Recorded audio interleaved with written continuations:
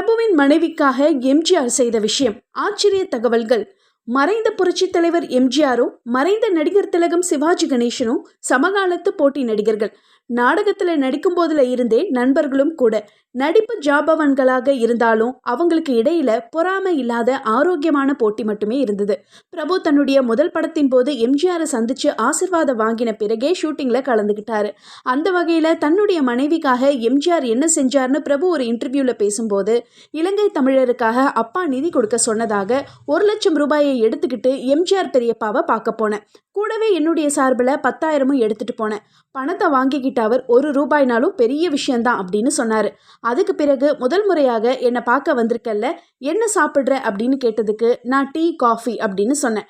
உடனே அவர் நிறைய ஸ்டென்ட் செய்கிறதா கேள்விப்பட்டேன், ரொம்ப ரிஸ்க் எடுக்காத, பூஸ்ட் ஹார்லிக்ஸ்னு சத்தானதாக சாப்பிடணும் அப்படின்னு அட்வைஸ் பண்ணார். அதை தொடர்ந்து எனக்கு ஒரு பேனா பரிசு கொடுத்தாரு. அந்த பேனாவை வச்சு தான் என் மனைவி புனிதா பிஏ எக்ஸாம் எழுதினாங்க. என்ன அவங்க பிடிக்காம தான் கல்யாணம் செஞ்சுக்கிட்டாங்க. அந்த பேனாவை வச்சு பிஏ எழுதினாங்க. அதில் ஒரு லக் இருந்துச்சு. அந்த பேனாவை நான் இன்னுமே பத்திரமா வச்சுருக்கேன்னு ரொம்ப நெகிழ்ச்சியோட ஷேர் பண்ணார் பிரபு.